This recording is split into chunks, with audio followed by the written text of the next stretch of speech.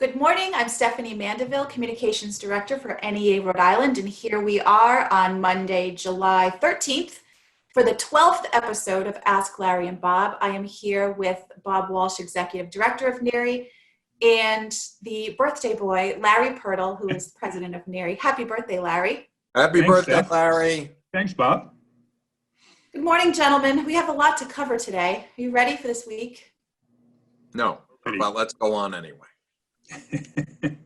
So before we do, I just have a few housekeeping things. This is a reminder that tomorrow is a meeting via Zoom for presidents. That is 10:30. I will be sending a reminder email later today to make sure people register in advance for that so that they can get the login. And then some folks attended an NEA webinar that was done by the legal counsel, Alice O'Brien, or headed up by her, for safely returning to in-person instruction. That was held last Friday. They had over 20,000 people sign up, and so they added a second date, which is this Friday, the 17th. I was boxed out of Friday, so I wasn't in for that one. Larry, I think you were in that.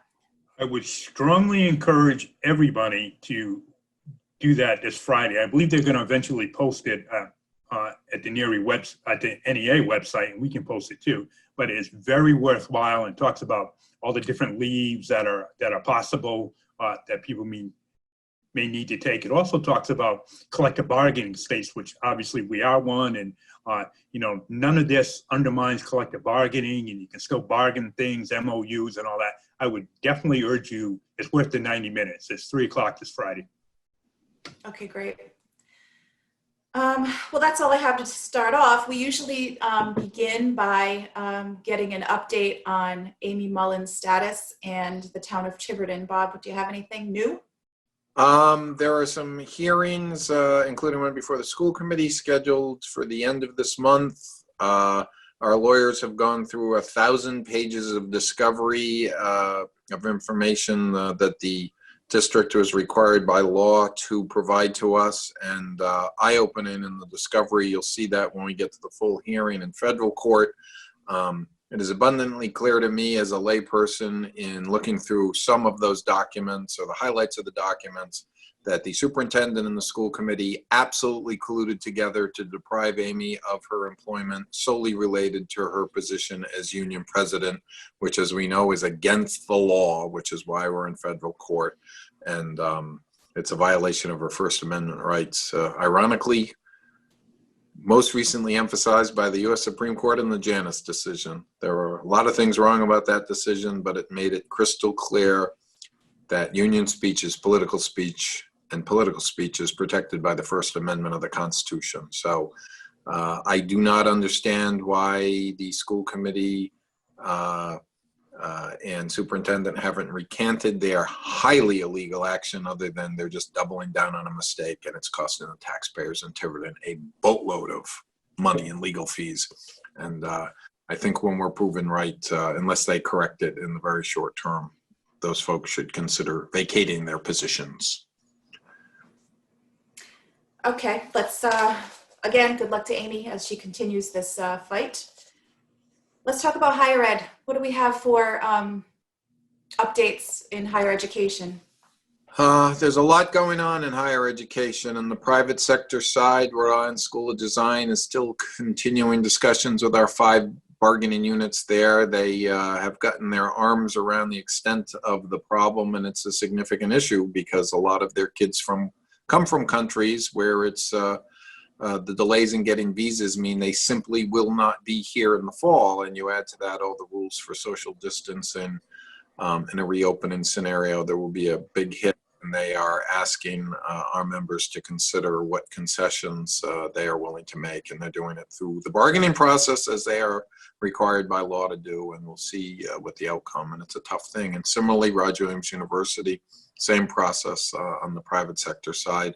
Our folks there already did some concessions to get through the end of the academic year, and they are watching with bated breath to see what the opening of school looks like. On the public sector higher education side, There were raises scheduled for our members at the Community College of Rhode Island and the PSA and faculty unions, and for the URI, PSA, and URI physicians. They were supposed to be in this paycheck as of the end of last week. They were not there. That is against the law because we did not bargain an alternative. The schools have requested impact bargaining, and that can go either way. That's up to the individual memberships to decide how they want to handle the situation, but it's absolutely wrong to have denied those raises. And we see that the same thing happened at Rhode Island College, and the Rhode Island College president, Frank Sanchez, has already apologized to the workers there and pledged to implement those scheduled raises while bargaining continues. And we would expect the same from both CCRI and URI, and shame on both of them. Shame on the new board at URI, and shame on the existing leadership at CCRI for letting that situation happen and not quickly correcting it. Hopefully by the time you watch the show, they will have indicated they're going to correct it. Good. Okay, K-12, reopening. We have a lot of questions. Everybody has a lot of questions. As we all know at this point, Friday is the deadline for districts to get their multiple plans in. Those plans are being submitted to RIDE, and then is RIDE reviewing those plans? How does that actually work from that side of things? The plans are due on Friday. RIDE is going to review them and give any feedback back to the district. And supposedly, according to RIDE, all those plans should be up on district websites for parents and everyone to view the end of this month, I believe, by July 31st or August 1st. Whether that happens or not, because with everything's ever changing, and we expect that those plans will be each district will have several plans, what partial reopening looks like, what going back like last year might look like, which I don't think any of us believe is going to happen. Most districts are looking at some type of hybrid plan. But again, RIDE will review those, give feedback, and then they'll be posted on the district's website. One of the things that I've suggested to a few of our locals is that once those plans are in and districts are going to give it a try, maybe they should do a dry run from invite their administrators, invite their school committee, have some parents and students, invite people from RIDE, say this is what a day's going to look like, for picking students up in the morning in the bus to, well, how are we going to social distance on the bus? What happens if a student gets on the bus that's not feeling well and the parent's not at home? All those types of issues, and just run through an entire school day to make sure it's actually going to work. Because I think until they do that, until they view it, it's going to be somewhat difficult to look at some of the issues that are going to arise. That's just one suggestion. Give it a dry run before you even attempt it, because I think more issues will arise. Let me score, even before we get to the question, something Larry said. August 31st is the scheduled date for public schools to start. That does not mean they start in the manner they started last year. That's just a date on a common calendar that was promulgated. And a common calendar makes sense anyway, and it certainly makes sense in a crisis. The superintendents are required to submit 4 different scenarios, 1 for a full opening, 1 for full distance learning, and 2 in the middle, although my understanding is some might consolidate those 2 middle plans into 1 plan. The probability of an opening like we opened last fall, in my opinion, is 0.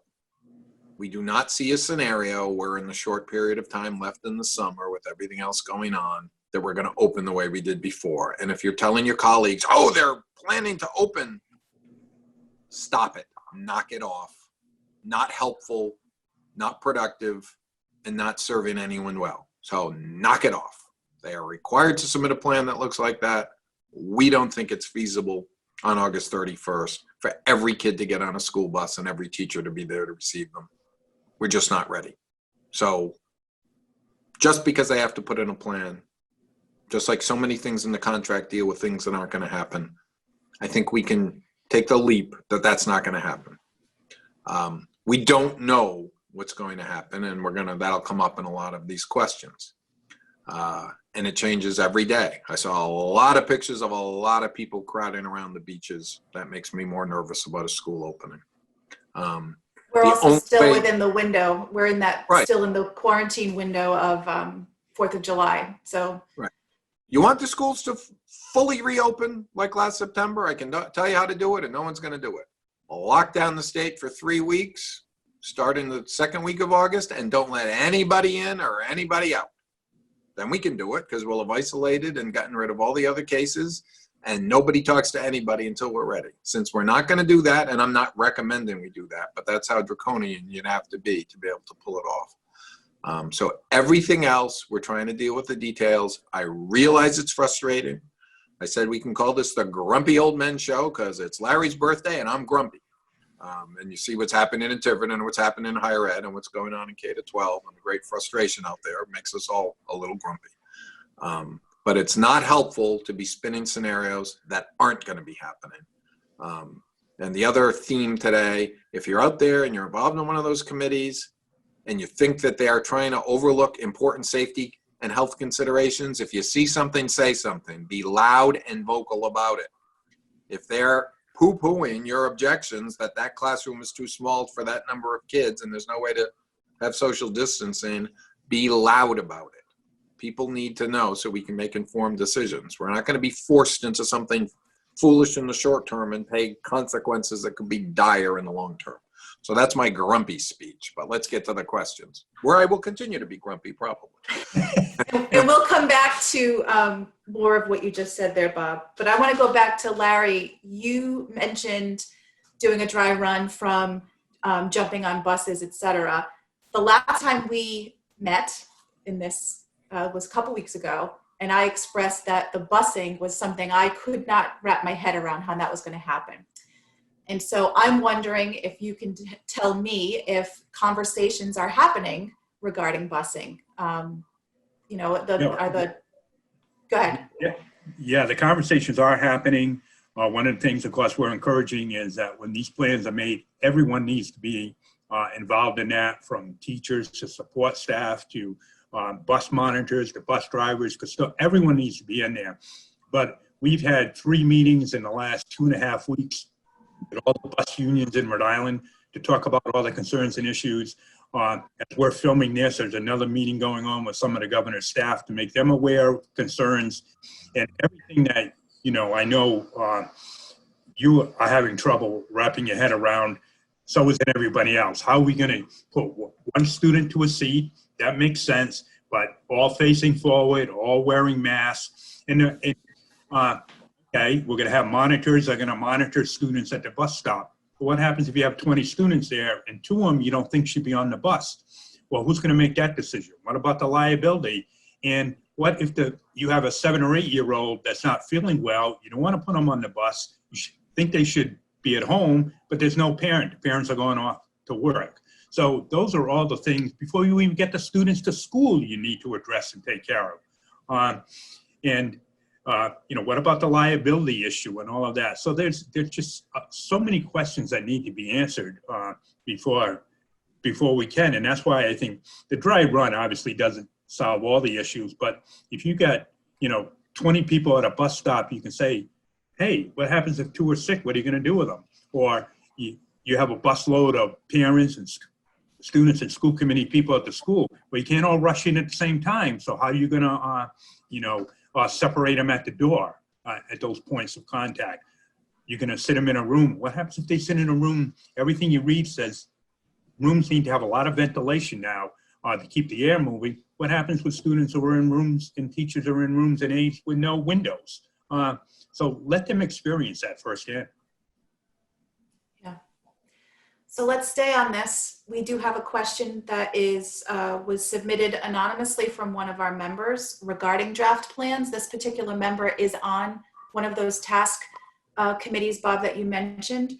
And she says that, as we know, every single question that comes up, there's 100 obstacles that follow it and trying to get this accomplished. And she went in to set up her classroom trying to follow the CDC guidelines, and it was impossible. After removing all the extra furniture, student desks are less than 2 feet apart. And we know that it's 6 feet. That is the recommendation. The principal is aware of this, and the guidelines keep using the term, quote, if feasible. Well, nothing's feasible due to the lack of physical space and finances, and the response has been, well, it's the best we can do. She says this is not okay. I would agree. What are your thoughts? It's not okay. That's the, if you see something, say something. If they're going to submit a plan that says they're not going to follow CDC guidelines and the Department of Ed approves it, shame on them. If they're going to submit a plan that's honest, saying they can't do it, well, then we're going to end up in distance learning, which is fine because that's the safest alternative. And if they're going to lie, then we'll ask you not to be anonymous, or at least to contact someone so we can not be anonymous and say that plan in that district ignored the fact that it was impossible to comply and they glossed it over and they should go to jail for it. Right? Because they would be lying about a public health situation in times of a pandemic. Told you I'd still be grumpy on these things. It doesn't work. Yeah. If it doesn't work, we can't do it. Let's emphasize that. If it doesn't work, we can't do it. The best we can do is not good enough, because the best we can do means that you're putting teachers, staff, students in harm's way. And in this case, harm means catching COVID-19 and possibly dying from it. So the best we can do is not good enough. If that's the best they can do, they need to do better. I'm going to keep reading her question because I think it's the feeling of many of our members, and I think it needs to be voiced. She goes on to say, children which are known carriers of COVID are unmasked for the most part of the day, putting all at risk, especially myself who has risk factors. Why can Massachusetts guidelines differ so much from Rhode Island? Students have to wear masks all day in grades 2 and up, and desks must be a minimum of 3 feet apart in Massachusetts. But here in Rhode Island, the next state over, it's okay to not have those same precautions. I don't think that's true that it's okay. I mean, I appreciate the sentiment of the question, but I don't know where the anonymous correspondent is getting that. I mean, she just said she tried to set up the classroom in CDC guidelines and she couldn't. So why would, therefore, just because if you can't, then we can, and then you can't use the classroom, not Massachusetts is different. So we would need more information. So please write back with more information. I think this is important. Also, parents think the rooms are set up to follow guidelines, and they are being forced to make decisions based on the fact that schools have safety as the #1 priority, and that is not the case. She then thanks us for continuing to be advocates for our members. Obviously, schools opening up are essential to the economy. However, they should only open under the safest of conditions when a vaccine is developed, is her closing words. Well, the vaccine, or if we find a cure for this, but her point is right on the fact that schools have to be safe, and we have to protect the health and safety of not only for us, our members, but for students. Everyone has to feel safe coming into those buildings, and CDC requirements have to be, and again, the best we can do doesn't fit it. If you can't fit 20 kids in your classroom and keep the desks, 3 to 6 feet apart, then to either move the classroom, come up with another scenario, or divide that classroom up and hire more staff. And that's where, we've hopped on it, but the federal government has to come through with more money. But if for some reason schools aren't safe to open and communities are telling parents that they are, then we're going to be very loud and very vocal and say, no, they're not safe. And you should not send your students to school there. And we know that it differs a little bit. Some of the research showing maybe real younger students don't carry it as much as middle or high school students. But the truth is, every student from pre-K through higher ed needs to be safe. And if they're not, they should not open, and they should not have in-person live teaching. Yeah, I recognize that there's a subset of teachers, parents, business owners who just want the schools to open no matter what. And some of it's politically motivated, and some of it's motivated by total lack of understanding of science and medicine, and some of it's motivated by deep denial, I guess. we cannot afford the luxury of any of those things. Obviously, it would be nicer if we could just go back to the old normal. That's not going to happen in the short term. It is possible to have scenarios where we're open before a vaccine, and they're coming up with plans for those, but they still have to follow the best guidance that we have. And if they can't follow it, then we're back in distance learning. And I realize that's a painful message for people to hear. People didn't like it. It was grueling on parents, on students, on teachers, on education support professionals. It was a hard thing. People didn't like it for all sorts of different reasons. But it's better than putting yourself at risk when the risks are otherwise avoidable. So, and that, as we said at the very beginning, those are our guiding principles: health and safety of the children and our members and their families first, and then the everything else is second. So that's going to still inform our decisions. But I don't want to say don't panic, because I want you to be zealous advocates for yourselves as we are zealous advocates for you. But, you know, fight back. Don't imagine the worst case scenario. If you're on these committees, and I think this writer of the question was, say something. You know, you gotta. Where does that leave members in the timeline of things? If the plans, the proposed plans from districts need to be in this Friday, they then have to be vetted by RIDE, published for public consumption. My assumption being that members won't see them until they're published publicly. Where does that leave members in a situation where I just read in Newport Daily News that the town of Tiverton is submitting a proposed plan where kindergarten, first grade, and second graders will be wearing face shields. I mean, that's, well, guidelines, but I don't think that falls into the feasible category. But if that's approved by RIDE, Tiverton superintendent is about the worst administrator in the history of Rhode Island, and that's saying something. So it's not surprising that they came up with a plan that is so wacky. Really? I'll tell you, Tiverton superintendent, go find a group of kindergarten kids now, make them wear face shields all day just for practice. You tell me how you do. Not feasible, not logical, not enforceable, and not going to happen. And if the Department of Ed accepts a plan that is that insane, it's Yeah, instead of my point, I know that it's crazy, and I would like to say I hate to pick on Tiverton again, but I really don't mind picking on Tiverton.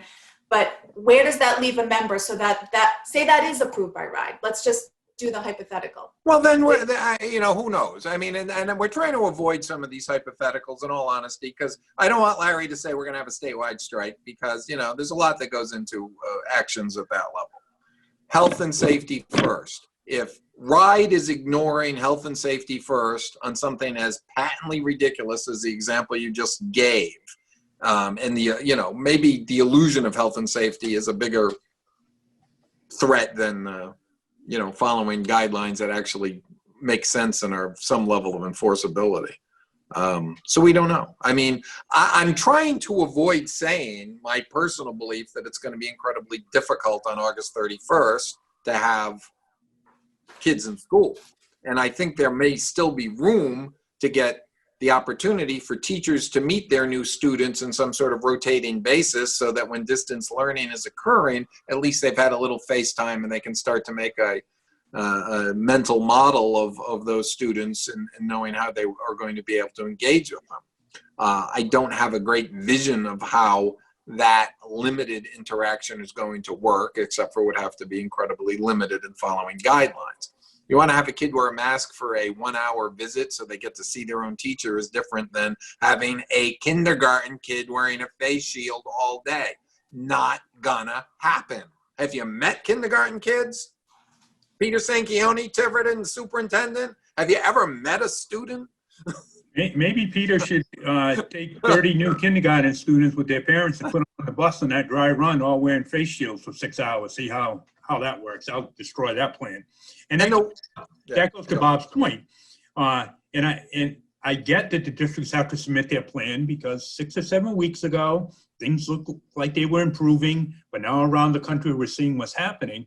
They should be coming up with and talking about, and probably are, but because RIDE wants these plans, that, you know, one of the big concerns teachers have is seeing new students for the first time. It's what Bob said. Spend the first couple of weeks, spend the month of September setting those limited classes up so students see their teachers. You can meet some of the students with special needs. You can meet students with who are struggling with social, emotional, and take care of all those concerns before you actually move to distance learning. That would make a lot of sense for some type of hybrid plan, and then you're going into distance learning. But no, it's just, it's almost like we got blinders on and we're just gonna go push straight ahead here. And as Bob said, we're not going back to everyone's coming to school on August 31st. So let's make some alternative plans as well. And I think, if you can read between the lines here, some superintendents are thinking about some of that. So, which would be helpful. But obviously, I think it's important. You mentioned the social, emotional issues for kids. I think it's important to mention that if this has been a trauma. Speaking as a mother of a 7-year-old who can't even, she thinks she's going back to the first grade that she left in March. We've had to have a whole conversation that, no, this is new. Pile onto that, everything else pandemic related, or the multiple pandemics that we're going through. This is a trauma for kids, and we need to.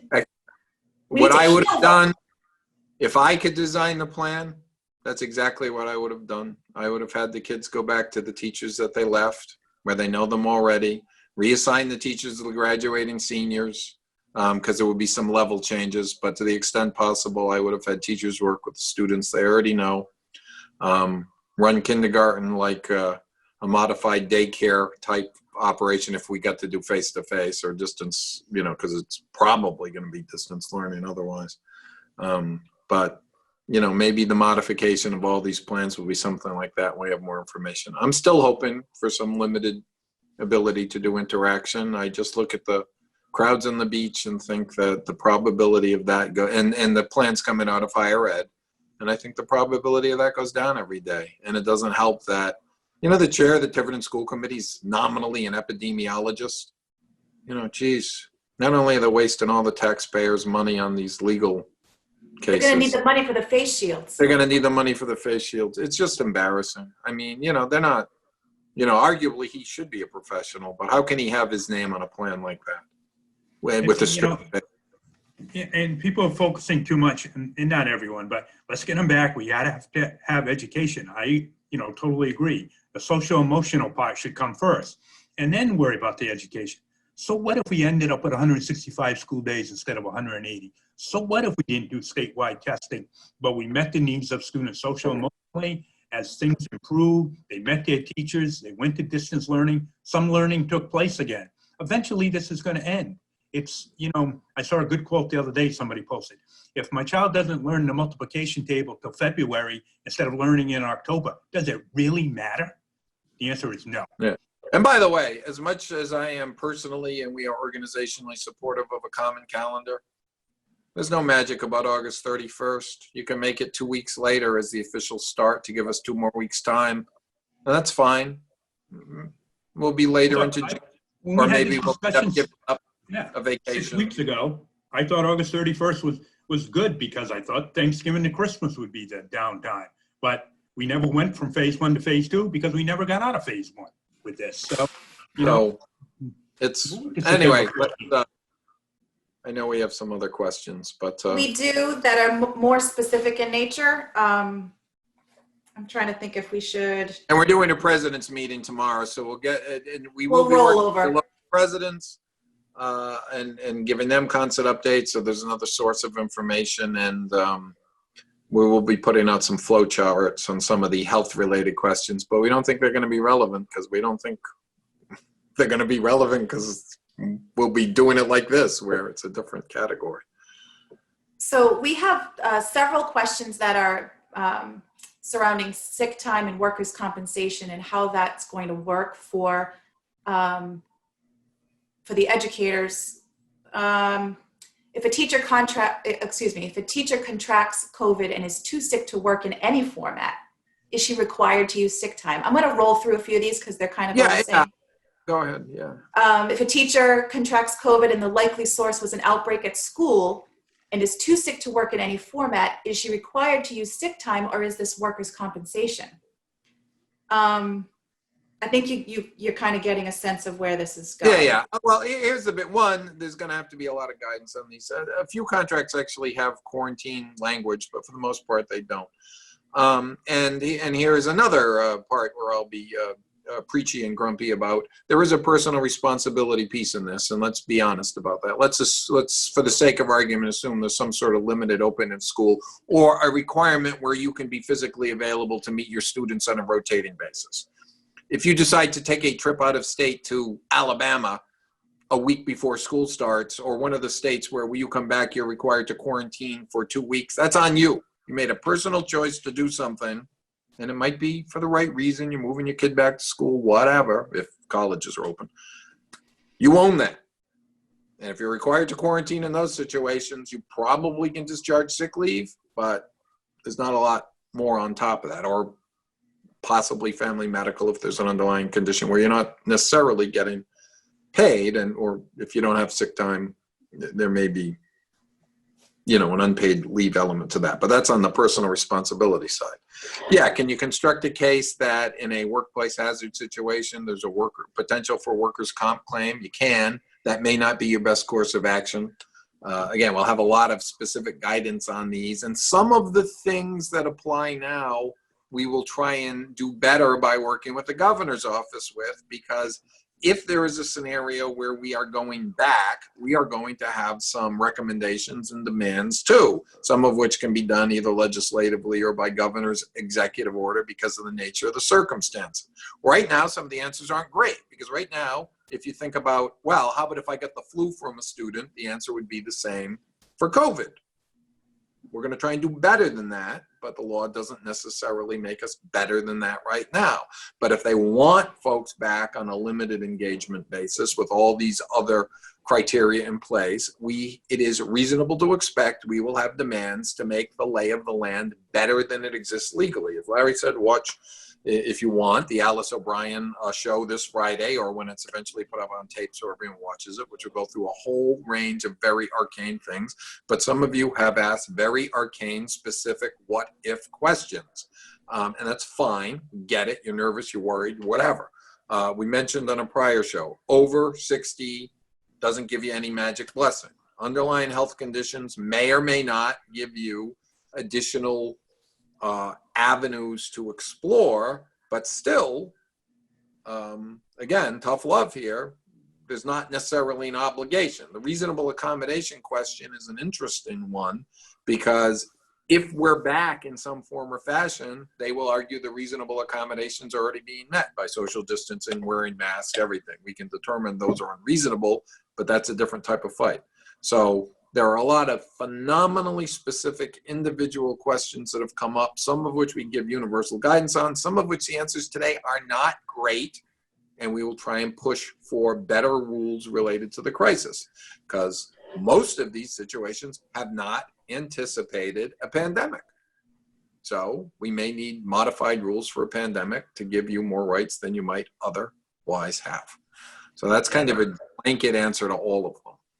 And I just want to follow up to what I said earlier, what Bob just mentioned. If you think you have any underlying conditions or the American with Disabilities Act would apply to you, watch the webinar on Friday, because Alice and the staff go into lengthy detail about that, the Family Medical Leave Act, what to negotiate, and all of that. But it answers, especially around the ADA, it answers a lot of questions. For example, if you're over 65, that doesn't apply to you. Yeah, like Bob said, if you have an underlying condition, then maybe it does.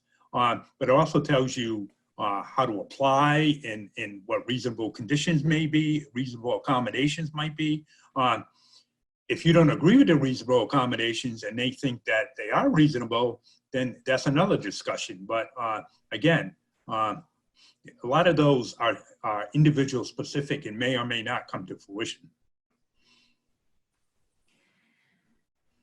So like you said, there are a lot of specific questions that we have. I'm going to try and stick to the ones that are a little bit more global, maybe. We do have a,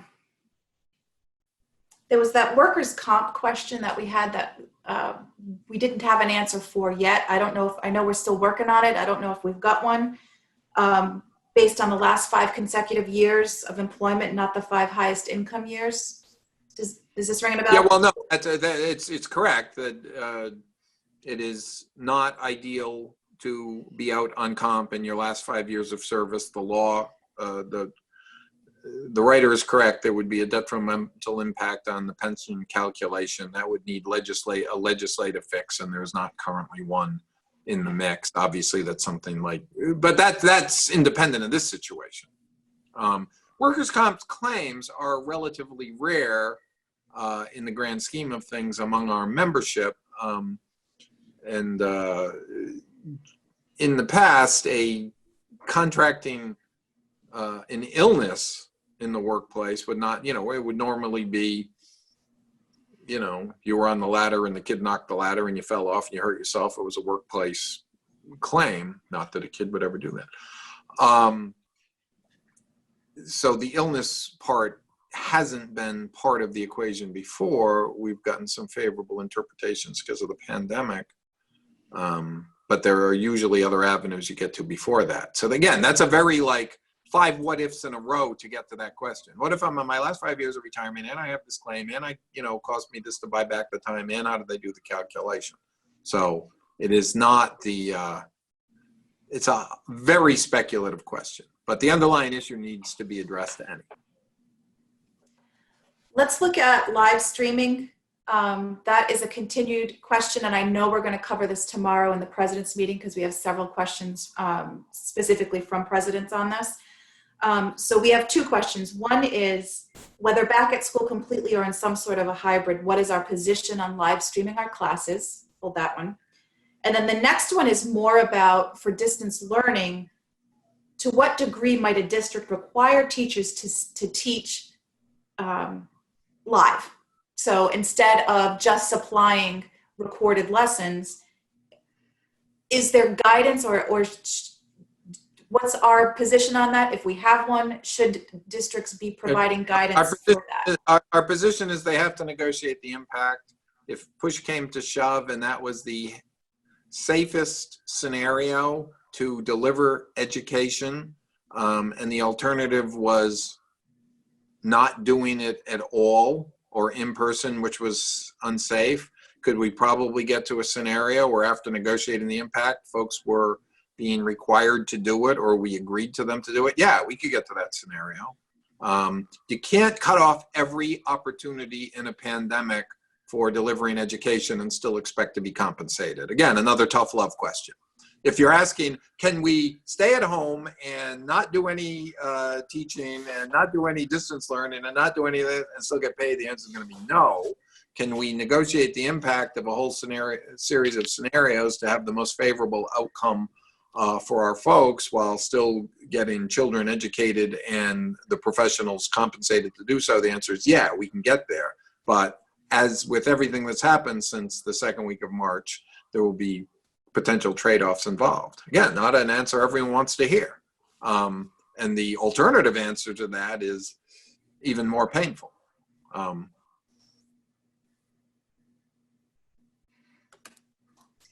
think, as far as, cameras in the classroom, push back on it, because certainly there's many issues around that. One is going to be cost.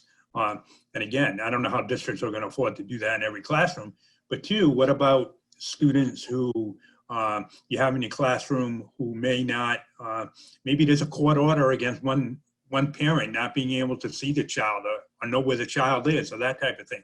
So all those, and while there's maybe not a lot of those, it's still very important that every concern be raised and that we push back on that. I know we are pushing back on that, but as Bob said, if all those concerns are answered and that's the avenue that they're going to pursue, then you need to sit down and negotiate the impact of that and what it's going to be. And the term I hate using, and because this is not a legal seminar that we're doing here at all, but the concept, you can look it up, of qualified immunity. If the district is put in a set of scenarios that require you to do something like that and something happens and you were following all the rules they set, and you behaved as a professional and you were not negligent or anything, then you would have likely have qualified immunity. So it's not your fault that the district did not warn you that that particular student was not supposed to be on camera. You know, you did what you were supposed to do. You followed the rules they set down for you. You followed whatever the scenario that was negotiated, and a mistake was made on their end. They own it, not you. So that's, I think logistically, the concept falls under the weight of cost. Are you really going to spend all that money for a 3 or 4 month scenario of live streaming a classroom when we hope once the vaccine is available, we're back to some version of the old normal? It would be a ridiculous expenditure of money to equip every single classroom with a level of technology that was needed, both cameras, infrastructure, internet. It would just be mind-boggling. So patience, flexibility, bargaining, health and safety based on medicine and science, not politics. There you go. Exactly. Is that, Exactly. is Right. that the least grumpy? We've been saying it for Yeah, 4 that's the months. least great. What I'm grumpy about is, why don't people understand that? Not our folks, but why doesn't, you know, the larger political President? community get it? Yeah. Why don't they get it? Why don't they get it? This is, you know, So here's an easier way to say it. Make every one of these decisions, if you're in the political side of this, make every one of these decisions as if it was your own kid. And if you can do that with a straight face and put your own kid and your own self in the scenario, say we can support this, then maybe it's something we can talk about. If you can't, then why would you suggest it for everybody else's kid, right? So NEARI back in March 16th to be exact, we issued a statement of action that included 12 recommendations that we felt were imperative to ensure the health and safety of students, members, and our communities. That they served us well back in March. We're in July. Should we maybe re-up those and issue those out once more? Yeah. Yes. We'll take a look and see if any need to be modified, but we have been working under our statement of principles since the beginning on this. And remember the lead, it's health and safety first, health and safety. We want our folks to be fairly compensated for the extraordinary efforts they're all undertaking, but we're not gonna do anything at the expense of everyone's health and safety. And I appreciate the great strain and pain that this has caused for everyone. You can see it's caused the same for us. We all have unique perspectives on it.